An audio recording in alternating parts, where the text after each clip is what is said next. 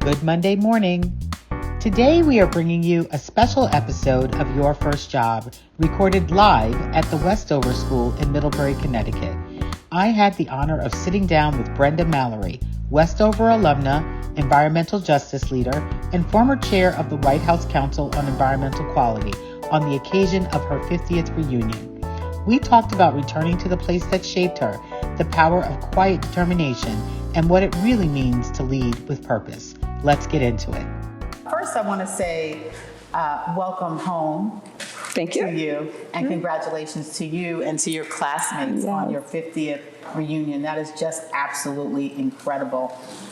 I would like to start our conversation by going back to where you were. If you could tell us a little bit about where you were mindset-wise and thinking about the future at 16 and 17 as a student at Westover. Yes. Give us some insight into who you were and what you thought your possibilities were. Wonderful. Well, thank you. It is really a thrill to be here, and it is so exciting to have my classmates sitting right in front of me. I will say that I came to Westover because I grew up in a family that really thought education was important and that it was a critical step to kind of changing your life. And so Westover was a good school, a good opportunity. My father had gone to a conference in Waterbury. He was a sort of a civic leader in the Waterbury community and heard about Westover, and that Westover actually was making an effort to reach out and bring in more students, more African-American students, more students from lower income families.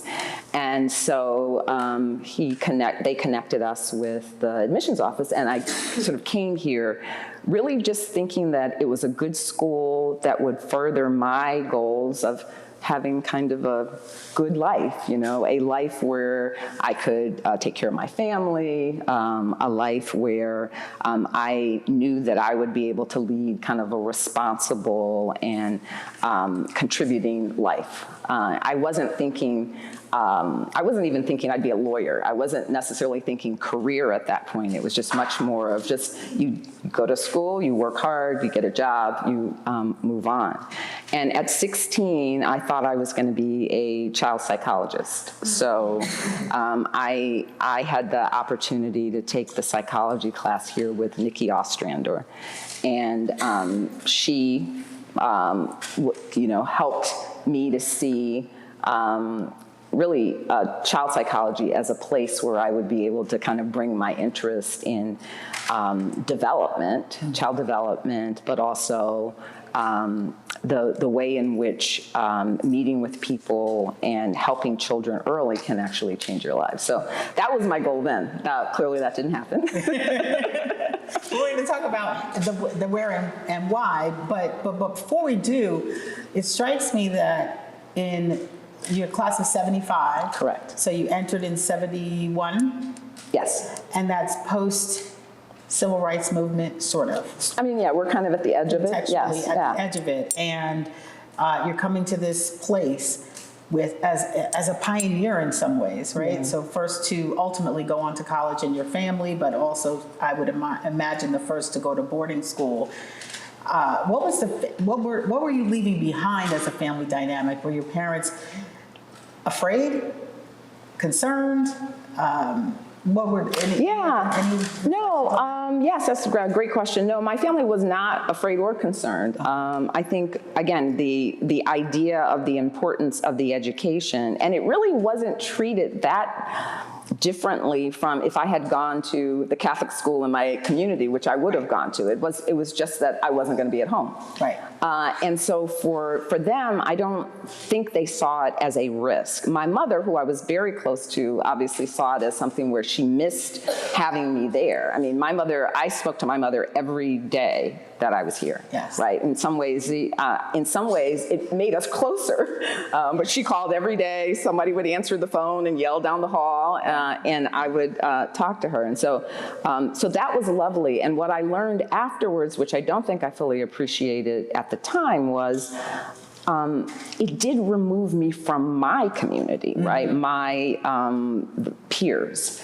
And while I saw it as, well, I would go home in the summer, I would go home on vacations, I came home as a visitor. Yeah. Like I came home as a visitor with people who had been my friends, but I also came home as a visitor with my family. Yeah.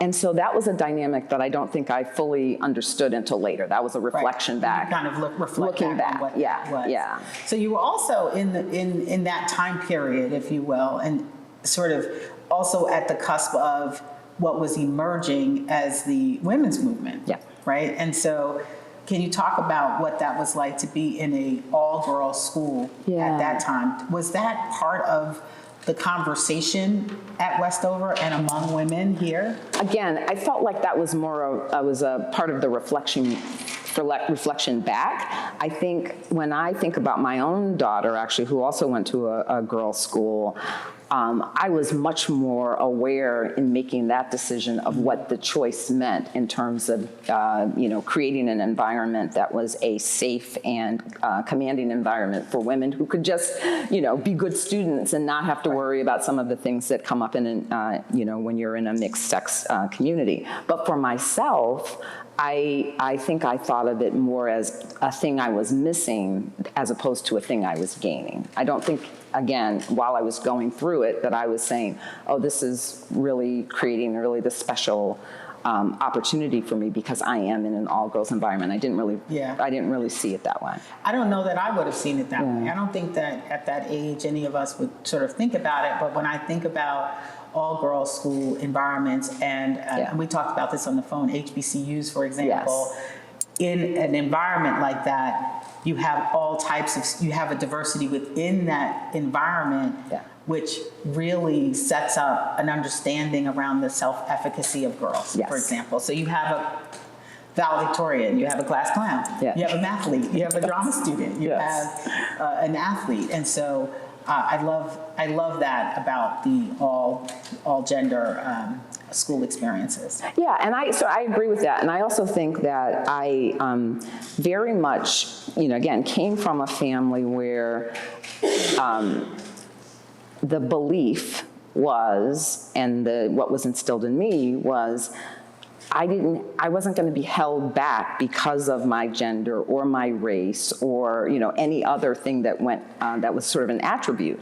That I had the opportunity to work as hard as I could, and that the result of that would be again a life that would give you meaning. And so that was my grounding.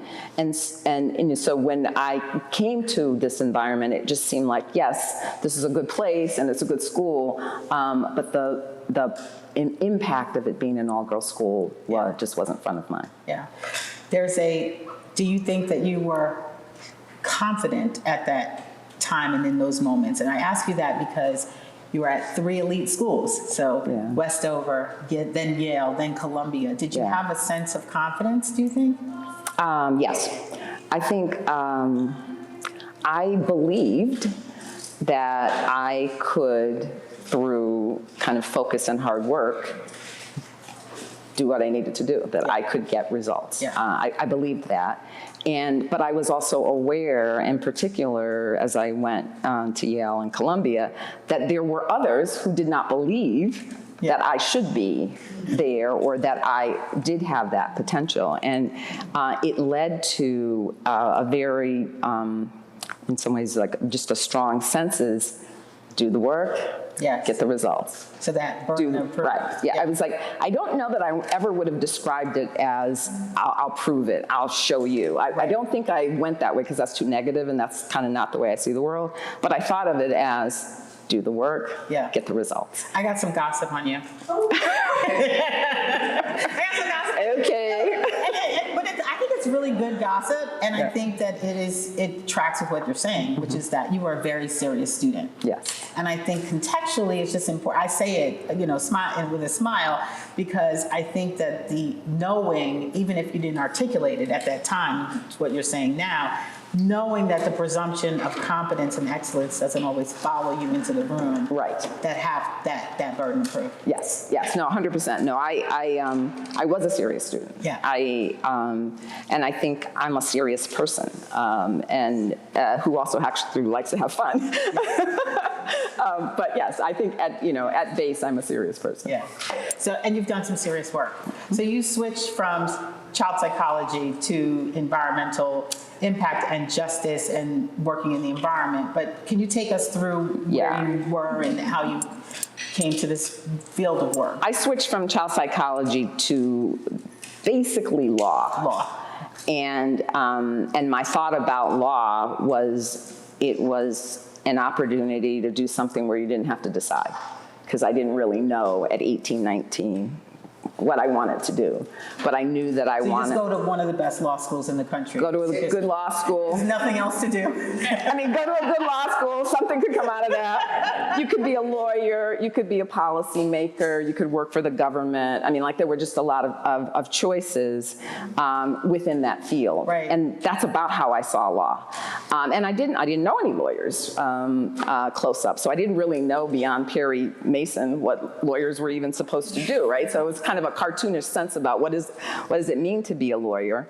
But I picked history and sociology. Sociology, probably I should have been a sociology major, but I didn't think that it. Sociology. Okay, so in my mind, right, in my mind, that there was more credibility in history. Yeah. And so I did sociology because that's what I was interested in, but I did history because it felt like that was a more, respected major. Yeah. Anyway, and so that was starting to lead me down a path in which government might make some sense sometime along the way. Yeah. And then on the environment, which is in some ways very curious, the first job I had before law school was at the Connecticut Commission on Human Rights, right? My father actually was a long-time worker there. He actually was in like a regional office and did investigations, but I was in the headquarters offices with the sort of policymakers. And the job I had my summer before my senior year, and then all through my senior year and the first year after graduation, was in a department that looked at affirmative action plans, was looking at exclusionary zoning, was looking at different practices that had a discriminatory impact. And it's sort of interesting that my introduction to the environment was actually with the environment being used as a quote-unquote ploy to stop things like affordable housing or to stop the kind of growth development. And so that was how I first was introduced to environmental issues and the environmental movement. Can you explain that? Because I think it's going to sound very nuanced now, because we it's so clear. We have so much information right now. But how is that being packaged? So we were, so the Commission on Human Rights would receive information about a affordable housing project that people wanted to build in Fairfax County, Connecticut, right? And it was hard to do it or impossible to do it because there were, 5-acre requirements or setback requirements, a lot of the things that were sort of used just in terms of how the neighborhoods were set up. And so if you have that kind of a setback, you can't have multi-housing units in it. And so we were trying to get the different communities to open up their zoning so that it would permit for a broader range of housing options, which would affect the ability to have something like affordable housing. Right. Anyway, so, and it was a problem. And I got to go to public hearings and really hear very impassioned speeches by neighbors who felt like they didn't want their neighborhood changed. They didn't want to have this kind of downsizing so that there would be multi-unit, and because they felt like they had, for a variety of reasons, they had worked to be where they were. They had worked for the neighborhood to have the quality that they wanted. Yeah, well, it's NIMBYs, right? But anyway, so they felt very in strong. my backyard, for anybody that's not familiar with the acronym. Very strongly about that as a policy choice. And so anyway, that was my introduction. Now, obviously, I was only there a year, so I wasn't there to see how it all played out. But that sentiment about whether it was really about trying to protect the environment or something else, that was the seed that was in some ways planted. Yeah, all high stakes. I would imagine that, though, for some, that would have been pretty frightening. This idea that, you go into town hall meetings, you're hearing people really push back in a very strong way. There's an intersection between public and private, but you still went into that fire in a sense. Yeah, it was a great education, I think, for me, because I was surprised by the anger and the kind of hostility that the community members were expressing, and the assumptions about who would move in, right? And that people were very vocal about that, these people could have gone and had different lives and different jobs so that they could also just move into this community, and they chose not to. And so the idea of choosing not to, which is has so much assumption about what our opportunities and capabilities are in this, in advancing in this country. That was interesting to me. That was eye-opening to me. I had not been in an environment where that had been made so clear before. So when did you finally shift into working in the environment? Actually, environment. So I worked for a couple of years in Hartford, Connecticut at a litigation firm, and then I moved to DC to join my now husband, who was working in Washington. And I ended up at a firm called Beveridge and Diamond, which was an environmental boutique. I went there to do commercial litigation, just straightforward litigation. And in the context, of this firm, that had an environmental dimension to it. But it also, for me, it was like, if this is an environmental firm, then I'm going to do environmental law. I didn't want to be on a side practice in a firm that had a core practice. And so then I gravitated into doing more straightforward environmental work. So it was really a practical choice so it chose you as opposed to you necessarily 100%. choosing it. I always say that the book, The Accidental Tourist, I'm an accidental environmental lawyer, right? Once I was in it, I built it. Thank goodness you are. You could have been lawyering for consumer packaged goods and I could have. Soda water. No judgments on anybody that does that. But. I could have. But anyway, yes, definitely it was an accident. And then I also came in as a litigator, and I really didn't like litigation. I wanted to be part of work that was building something and that was about growth. And so I switched out of litigation into what ended up being like the project development kind of world, and started building a practice around development in wetlands and in areas that had historic preservation, where historic preservation was an issue, or endangered species, and then that became my practice. Right. Again, I think it's important to contextualize it, right? So we're talking about like early 80s, mid to mid 80s. Mid 80s. We were not, as a collective, talking about environment in the way that we do now. Correct. Not that we talk about it as much as we might, but we weren't certainly then. Can you take us back to one or two events at the time that were starting to creep up into the consciousness of the group of people who were looking at it? What was happening at that time? I think I remember a few major crises. Right. So actually the 70s was when you really saw the building of what we think of now as an environmental ecosystem, environmental movement. 1970 being Earth Day, 70 to 80 being the actual promulgation of the Clean Air Act, the Clean Water Act, National Environmental Policy Act. These are core laws that govern the legal framework in the environmental area. And one of the cases that I actually think is so striking, in 1985, the Supreme Court made a decision, in fact, I think it was its first decision involving wetlands, and defining what the sort of scope of Clean Water Act jurisdiction should be, and had a very broad and inclusive sense of what could be considered a wetland, right? And so that was, in my law firm, people were not happy about that, because it meant that people had to do more mitigation, make more adjustments in order to either avoid the wetlands or to actually compensate for have to care. intentional. actually try to avoid this area. But anyway, that case, now, here we are 50 years later, there have been several other cases, and each case has further narrowed and constricted the scope of Clean Water Act jurisdiction to the point that things that were thought to be clearly wetland areas, and therefore with all the functions of filtering and helping to, with pollution in areas and helping with drainage, all the things that wetlands do for a community, like those things were really important. Now we see that scope of jurisdiction is very much narrowing, and the result is that we're losing a lot of those benefits. Yeah. I'm going to make a jump, and I want to stay with water for a second, and I want to talk about the disproportionately negative impact on communities of color. And I first think about Flint, Michigan, and I think about Jackson, Mississippi, and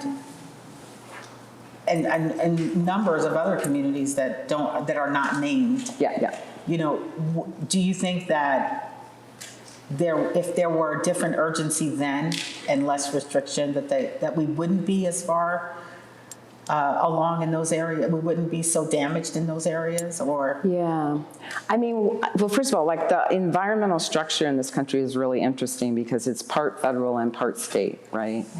And so the narrowing that I was talking about is sort of the federal kind of scope, and states and local governments have their own rules about water, and in particular drinking water, right? There is a statute that governs drinking water, but there's also in each state and in each local area additional rules on that. And so I think that what we see in the narrowing on the wetlands, we also see at the state and local areas as well. And the result is that people are no longer prioritizing what you need to do to have clean water in the same way, right? I think that since there was an overlay of there being a broad period where actually we did think more broadly about water, and still we had Jackson, and still we had Flint, those things, happened actually in an environment when there was a fairly broad federal scope on jurisdiction. I think that it's because there's this sense that somehow water can be looked at geographically, right? Like the water is as if you can keep the water in your state, right? Like as if it doesn't flow into the next state or in the next area. I mean, like water flows. It's water. It's water. And no matter what you try to do or say, you could try to block it or you can fill it, but there will be consequences because of that, right? And so I think Flint is, a great example of they made a change in their water source to save money, and the result of that change had water that was much more acidic coming through the pipes and causing the pipes to therefore leach the pollutants into the drinking water that people didn't know. But it was because we weren't fully assessing what was the action you were taking and how that would impact people at the other end. I just thought, this is a cost-saving measure. And that is I do feel like that is an issue where it's really important for us to think about what the cost implications are for all of the choices that we make. But it can't be that we decide that cost is the predominant choice when you're going to have health impacts on individuals. Right, and there's long-term impacts. Long-term impacts on water impacts. And actually an incrementally higher increase in expense around trying to clean up. Right. Which you can't really clean well, up. And I think with water and with the health issues, right, so you have kids with poisoning and having sort of brain developmental impacts. You have higher medical costs. You have treatments that's now necessary for these kids who were poisoned by the water. Like all of those things also are part of the cost, but no one's calculating those. Yeah. They're just calculating the upfront cost of what it meant to have the water source come from one place as opposed to the other. Yeah. So I think of you as an icon because you were the first of all. No, I think it's pretty iconic, but it's also reflective of the world in which we live, where even at this late stage, there can be firsts and firsts and firsts. Yeah. Right? I'd love for you to reflect on the idea of being the first Black leader for the Council of Environmental Quality. And in that reflection, if you could share how you tried to balance that firstness, that pioneering again, with the broader, and trying to do that and being hyper visible, I think, sometimes in those roles with the broader impact of your work. What was that like? Yeah. I mean, in some ways, I feel like the firstness was not front of mind every day, but it did come up, right? And so one of my favorite stories was when I started traveling for the job, and I went to Tacoma, Washington, and I did a lot of work with an organization called the Trust for Public Lands, because they had these great programs where they basically are trying to kind of improve the availability of green space in areas that are low-income areas and areas that are related to schools. And so I went to a school that was getting money in a project that was being developed, and I met the fourth graders who had been involved in actually organizing and putting their input in on what the new plan would be. And one of the teachers had them as part of their assignment to research me. And there was a 9-year-old little girl who said to the teacher, "She looks like me." Done. I mean, I was done. I mean, so, and every hard day, I thought about that 9-year-old, because I do think that symbolism is important for way beyond anything that I was sort of experiencing on a day-to-day basis, and I thought it was worth it, right? Yeah. That's one on the symbolism. On the part of the actual job, I think, one of the reasons that I think it's important to have people from different perspectives and different views and understandings of things as part of a decision-making process is because we are actually more sensitive to different things, right?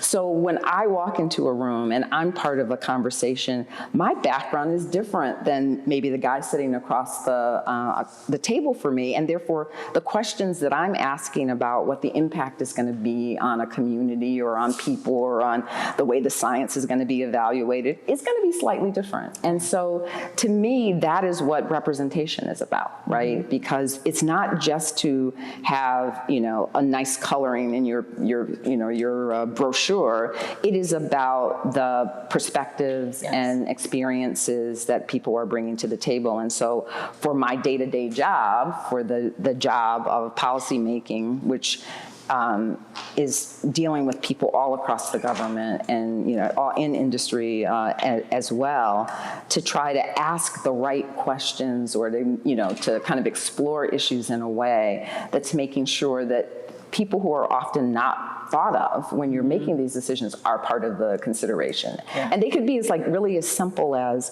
when we were having lots of conversations about the infrastructure for electric vehicles, right? And how they were going to be set up and whether there was going to be a credit card or not a credit card, or could there be a cash basis for that? That choice of whether or not it has to have a credit card or a bank card associated with it is going to mean that certain people can't use it, right? Because not everybody has a bank card. That's just a reality, right? And so you start to see how, influencing the conversation just by asking people, have you thought of this? What is the impact? How is that going to affect what the ultimate decision is important. Now, you may arrive at the same decision point, but you've actually thought through the choice that you're making and what that means about the outcome.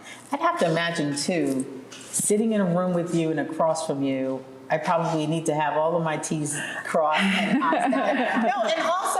And also be very thoughtful to say, have I considered it? And so it probably would make the presenter not afraid of you, but more conscious of preparing and anticipating what some of those questions might be. Yeah, no, I actually think, again, if I have a reputation, certainly when I think about my own staff, they know I'm going to have questions, right? They don't show up not prepared. Yeah.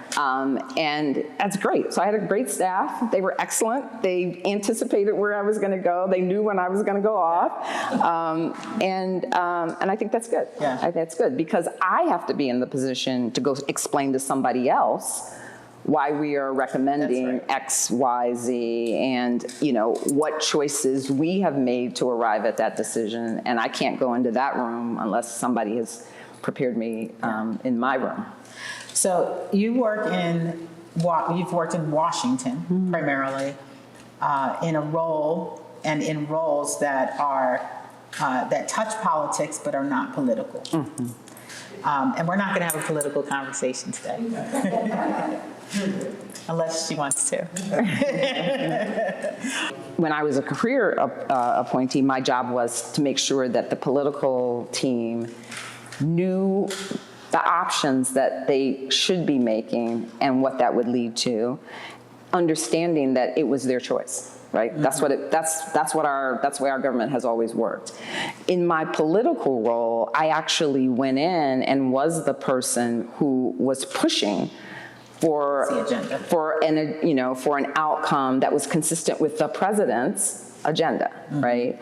And so then people had to be coming to me to say, but, or, great idea, here are the 8 problems that are associated with it. I mean, that's kind of the way the dynamic works. So I guess in some ways, I feel like if you sign up to be in the federal government, either as a career employee or as a political employee, you understand that, or you should understand, unless you're the president, you don't get to decide everything, right? And so there are going to be times when, what you would have preferred to happen didn't happen. That's not what the president or whoever's below him decided. And then there'll be other times that work out exactly the way you want to, right? So you know what I mean? That, to me, that's the nature of being in the federal government. That's just the way that it has worked. And that's, I think that is the best kind of, sense of the institutions. I mean, we are going through an institutional transformation right now. And I think it's unclear at this point exactly what that's going to look like when we're on the other end of this first term. And I think it's for people who believe in institutions and believe that you should have a federal government where there are core career people whose job is to do the best that they can across administrations, but based on the science, on the technical considerations, on the legal considerations, and who see their jobs as bringing that information to the forefront, and then the political team decides. Like, we all ought to be fighting for that, right? Because the idea that you end up in a place where what you have are people who are only thinking about the particular desires of one person, you're not going to have the best outcome for the country. You live and work in Washington. You've been there for a while. I think for those of us, and I've lived there before, and I'm moving there now. I think that once you're there, you kind of recognize there's a business of Washington, and there's a work community of Washington. What's your sense about how people are doing? Yeah. Well, again, it's like, what's that quote? Like, where you stand tells where you sit, or some version of that. What you see depends on where you stand. Yeah. I mean, I think it very much depends, right? So, I mean, I actually live in Rockville, Maryland, which is outside of DC proper. And so in some ways I'm a little buffered from the kind of the day-to-day of sort of being in downtown DC. I think, we are all, again, as a community, trying to navigate a world in which there's a lot of bullying or pressuring for actions to occur in a certain way, right? That is a dynamic that Washington is definitely experiencing. And you can see the mayor and the city council and other members trying to figure out how to make decisions that don't put the city more in the crosshairs than it already is. And I think for people who are having to navigate that on a day-to-day basis, that's hard. That's really hard. And there's a level of uncertainty about what the outcome will be on any given choice and what kind of reaction you'll get. And so I think the closer you are to the people who are having to make those decisions, the more challenging I'm sure it is for you personally. Yeah, yeah. Well, I mean, no matter what, thank you for your service. Even as we go through this existential crisis. I wondered if you had mentors in your career, and what are some of the things that they told you that was hard to hear, but benefited you, and some of the things that you've kept along the way? Any guidance that your mentors have given you over the course of your career? Because what I will tell you is that I talk to a lot of people about career and work and the journey, and it's never as neat or straight a line as it appears in the bio. Yeah. It has some twists and some turns, some setbacks, some failures, and some points some inflection points where mentors are coming in. Or anything that you were counseled on? Yeah, I mean, I definitely had mentors. I don't know that I thought of them at the time as specifically as mentors, but anyway, they were people that I went to when I was at points of change. And one thing that I will say out loud is that I had mentors who were in the strongest but nicest way possible discouraging me from going to the government when I did, right? And I didn't listen. I couldn't hear them because I thought that the problem was that they couldn't hear me, right? You know what I mean? So I felt like I had 3 children. They were 2, 6, and 9, and I needed a life that was going to allow me to support those 3 people.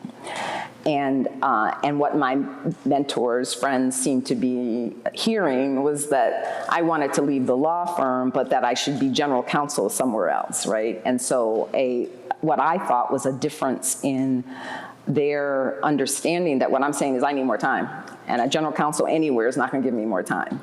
But in reality, I think what they saw that I didn't see yet was that I had too much experience and had served and functioned in 2 senior roles to actually take the job that I took, right? Like, that was a mistake, even though I don't use that word. It was a choice that I had to then adjust from.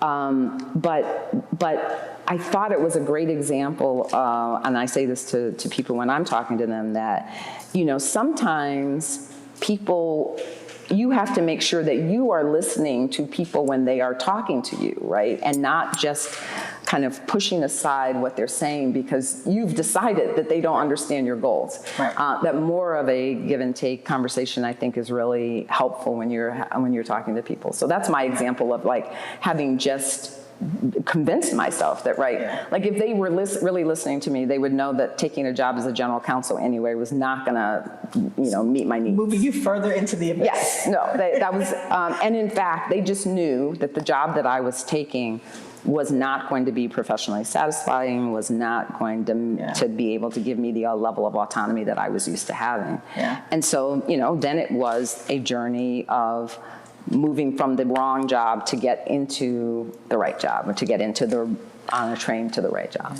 That's helpful to hear and remember, to apply your own filter to the advice, and also have multiple mentors. Yes. I think is really, really important. What is your best advice that you would offer to the class of 2025, wherever they are? The class of 2025 for Westover. What would you say to these women? Well, these women, I think, probably have college or trade school or something that's kind of be a little bit of a buffer, which I think is good. When I think about the women and men who are actually coming out of college right now, right, I think it's a challenging time, right, to decide what you're going to do, particularly if you were, actually under any circumstances. And so it seems to me for that group, it's really important to cultivate those relationships, those networks, to actually use those networks as a way to help you decide what you're going to do in this period of transformation and uncertainty, whether that's, maybe this is a time for an LLM or some extra, academic credential that will prepare you for, being, able to take a step in a couple of years when things sort of have arrived at a place where you can make some clear decisions. It will be just kind of reminding people that careers are long, and that you don't have to treat this decision like it's the most important decision that you're ever going to make in your life. It's an important decision to act on, to move yourself forward, but you'll be able to actually kind of pivot from there or make some changes.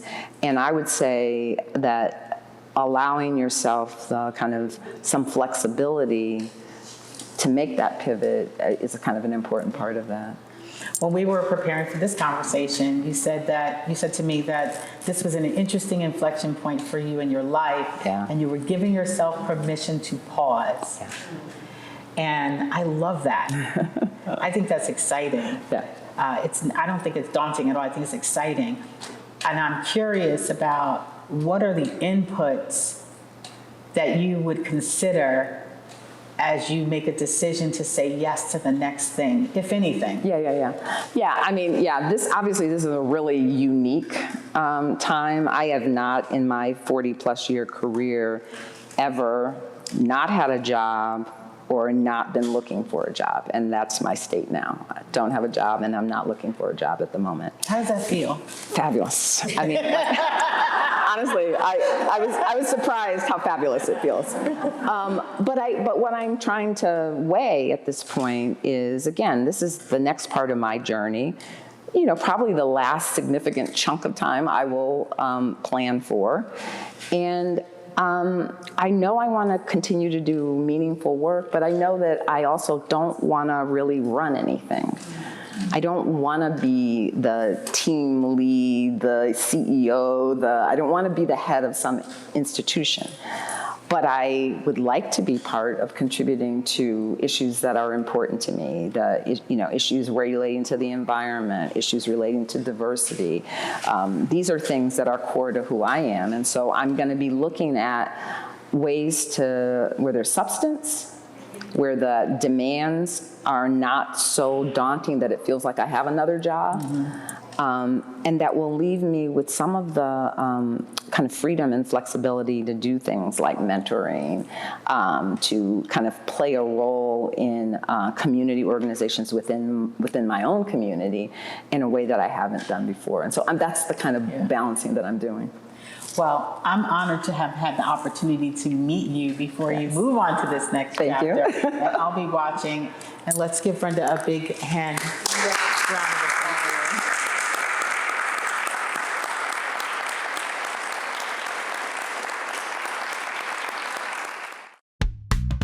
I hope you enjoyed my conversation with Brenda Mallory as much as I did. It was a powerful and fitting way to close out season 2 of Your First Job. If you've missed any episodes this season, you can catch up anytime. Watch us on YouTube at youtube.com/@GiantStepsLLC, or listen on Apple, Spotify, iHeartRadio, Audible, Amazon Music, and more. Just search Your First Job wherever you get your podcasts. We'll be back in September with more great guests, honest conversations, and practical insights to help you take your next giant steps. Have a wonderful summer, and as always, thank you for listening.